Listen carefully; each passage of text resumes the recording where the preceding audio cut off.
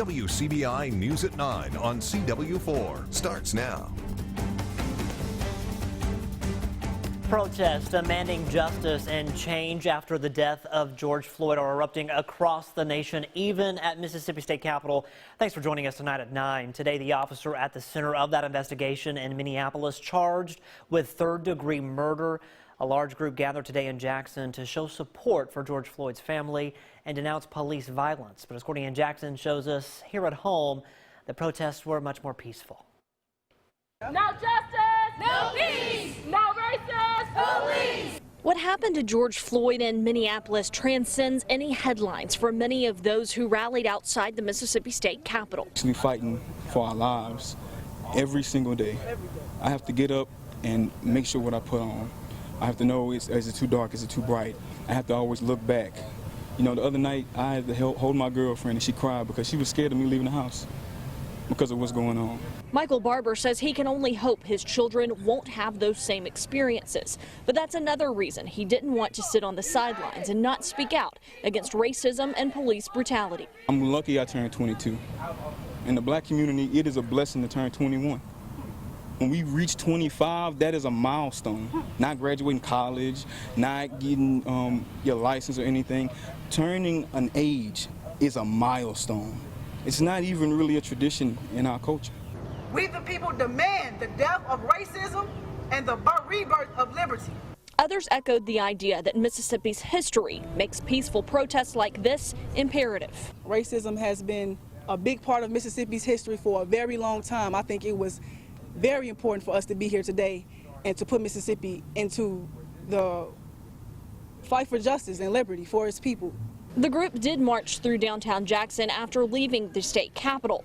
When asked about the protest, Governor Tate Reeves said this. I fully support everyone's individual right to protest their government, to protest government decisions, as long as they do so in a peaceful manner. That is a constitutional right that is one of the very foundations of our country. Courtney Ann Jackson, WCBI News. In the city of Petal, people there calling for Mayor Hal Marks to resign. The protest there comes after the mayor's post controversial comments or statements rather about the death of George Floyd on his social media pages. Now, he says his remarks were misconstrued as racist and that he wanted people to see all of the facts before judging police. Last night, Marks resisted calls to resign by the Board of Aldermen. Jesse Fenver from our Jackson sister station WJTV reports. The protests here at Pell City Hall were well organized and peaceful, but the protesters' anger and frustration, that was palpable.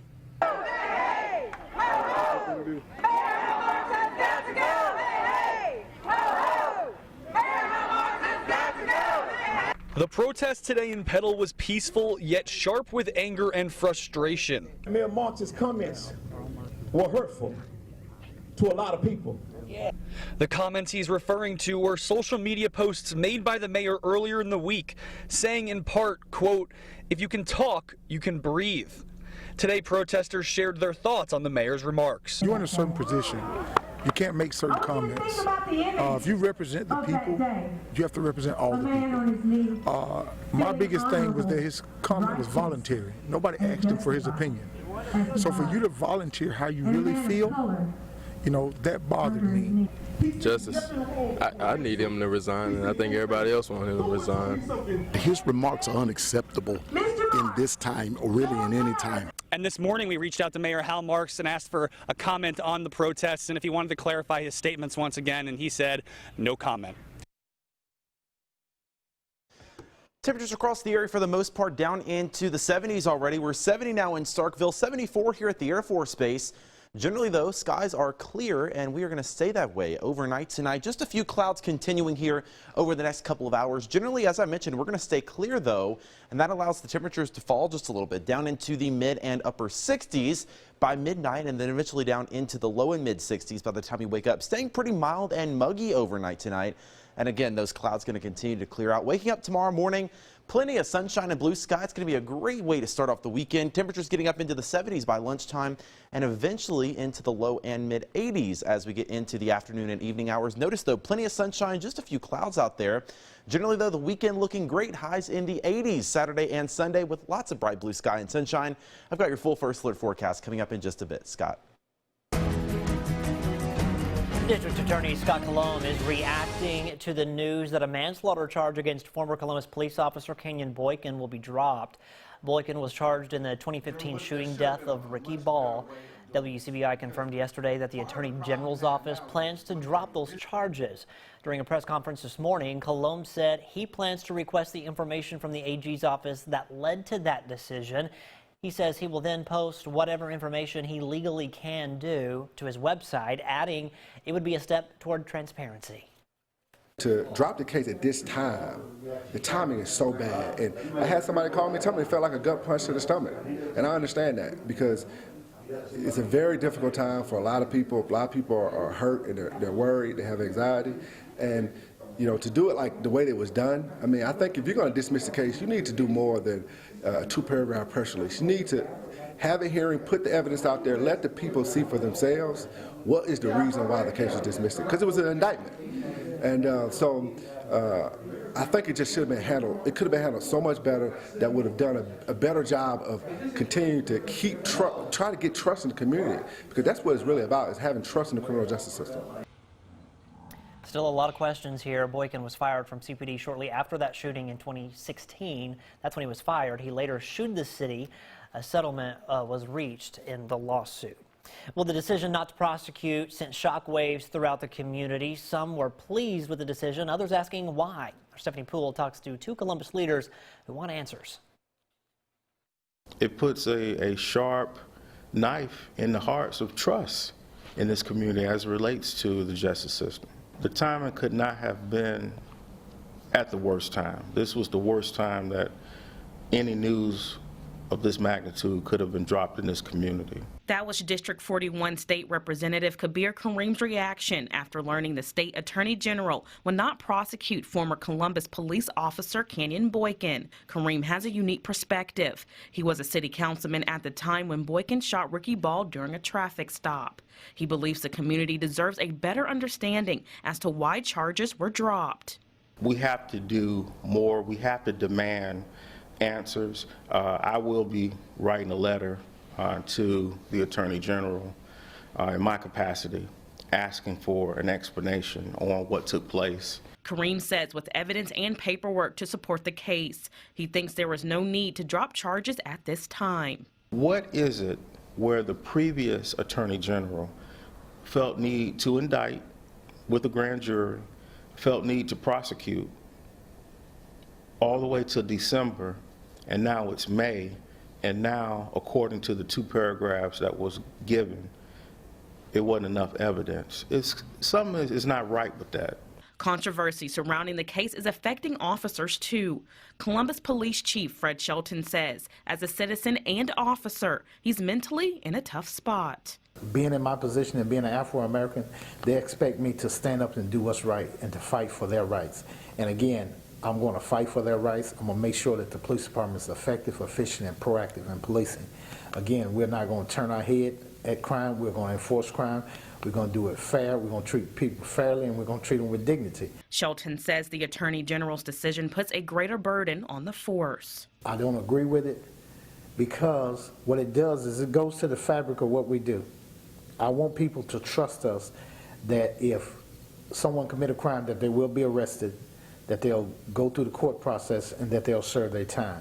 Whether the officer involved was innocent or guilty, I feel compelled that it should have played out in the courts. I'm not advocating one way or the other, but all we have is the justice system.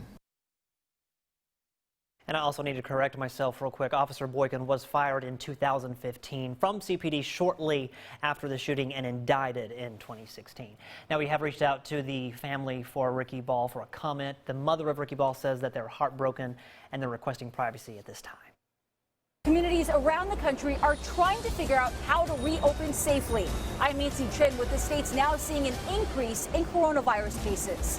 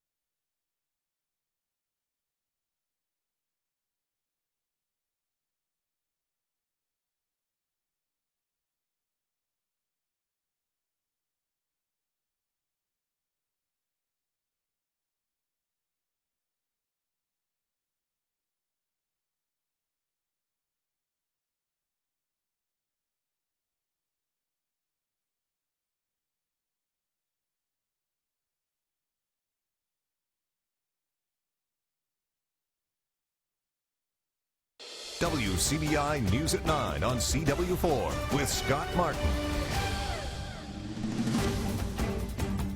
Welcome back, everyone. The Department of Health confirms 418 new cases of COVID-19 today in the state and 17 new deaths. 4 of the deaths are from death certificate reports between May 11th through the 15th.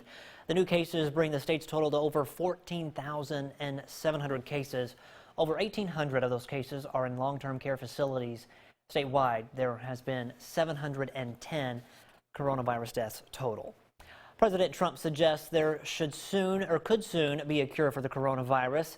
As governors in all 50 states, they're trying to safely reopen their economies. The U.S. death toll from the virus has now topped 101,000 and more than 1.7 million Americans have been infected. Nancy Chin reports from New York. As businesses in Maryland and the nation's capital reopened, President Trump held a roundtable with industry executives discussing the economy and the coronavirus outbreak. It's going away, but I think we'll have vaccines, and I think we're going to have therapeutics, and maybe even beyond that, maybe a cure. White House Coronavirus Task Force Coordinator Dr. Deborah Birx touted progress against the virus across the country. New hospitalizations are down month over month by 50%. Mortality, the fatalities that we all grieve, are down significantly week over week. Starting next week, the state of Oklahoma will move ahead with phase 3 of reopening, allowing summer camps to operate and businesses to accept walk-in clients. But at least 24 states, including Oklahoma, have reported increases in their average new COVID-19 cases compared to 2 weeks ago. New York's governor says New York City is now on track to begin reopening the week of June 8th. Phase 1 means non-essential stores will reopen for curbside pickup, and non-essential construction and manufacturing could resume. We'll never get to zero. What is the bottom of the curve? I don't know, but we're close. A new study shows more than 2 million New Yorkers had COVID-19 by the end of March. City officials are closely monitoring hospital admissions, among other measures to reopen safely. We're going to be providing face coverings for free for all businesses that need them. We'll start with 2 million face coverings that we're getting ready right now to deliver to businesses or have them pick up at sites around the city, whatever works better for them. In Los Angeles County, barbershops, hair salons, and restaurants can now resume services, despite being the epicenter of California's outbreak. Nancy Chen, CBS News, New York. President Trump also announced today he's pulling the U.S. out of the World Health Organization, accusing it of botching the global response to the pandemic. All right, switching gears, we're going to send things back over, or send things over, I should say, to not chief meteorologist, but meteorologist. Hey, I need a pay raise if you're going to call me that. Right, I'm just so used to saying Chief Keith Gibson, but you know, we'll say Trevor Burchett. He took the night off. He got the good end of the stick. He did. But that's okay. We'll take the reins for him. Hey, speaking of rain, good news. No rain. I know. Tell us. Take a look at this. Scott, everybody's waiting. Everybody's anxious. Take a look at these rain chances. Nothing, nothing, nothing. Even after that, hardly minimal rain chances. We're really going to look at a nice upcoming 7-day forecast. We've got full details right after this. Prescription Health is brought to you by Baptist Memorial Hospital, Golden Triangle.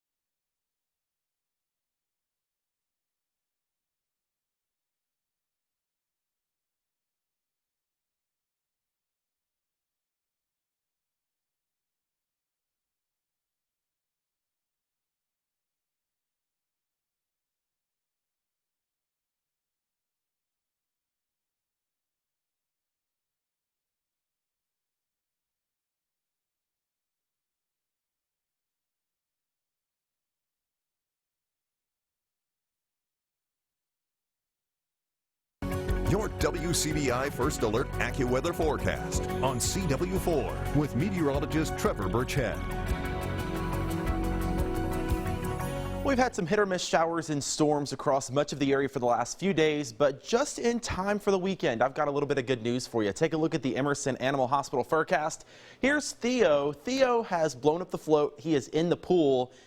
And I think you want to follow by Theo's example this weekend. Take a look at this. Temperatures getting up into the 80s, low to mid 80s this weekend. Lower humidity as well.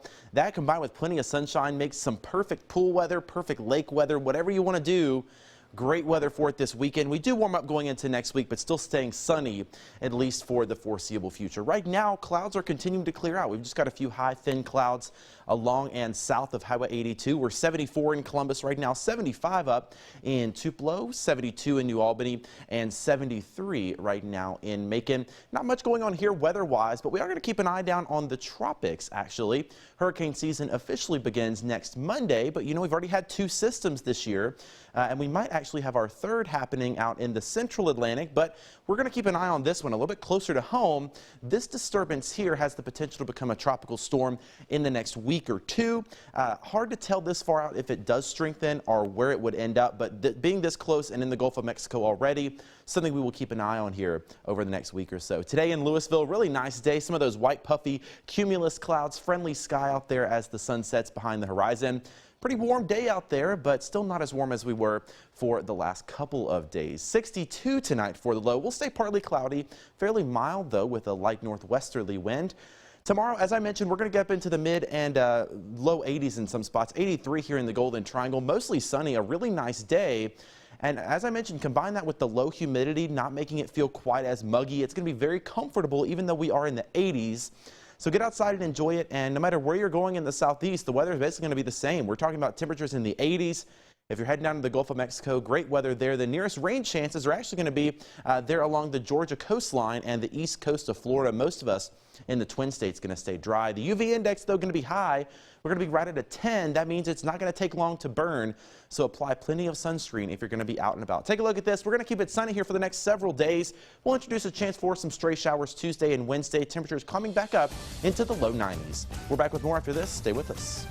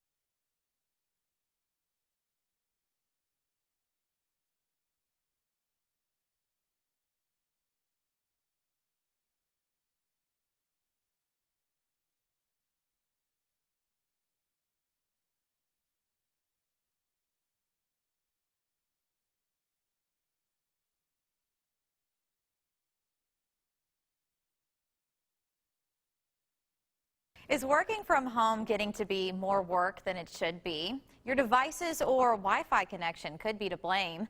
Let's look at some simple things you can do to make some improvements without having to spend a lot of money. I'm Emily Gazzulo, and this is Tech Bite.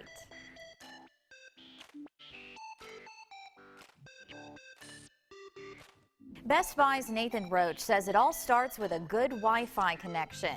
To get that, you don't necessarily need a new router. It just depends how old it is. Once a router really hits that 3, 4, 5-year mark, it's really outdated at that point, and that could be making a big impact on your speed, which impacts the overall user experience. Roach says to make sure to test the speed of your Wi-Fi to confirm you're getting what you're paying for. There's different sites you can go to actually verify your Wi-Fi speed in the house. If you have antennas on your Wi-Fi, you want to make sure that they're actually screwed down all the way and in an upright position. That can help.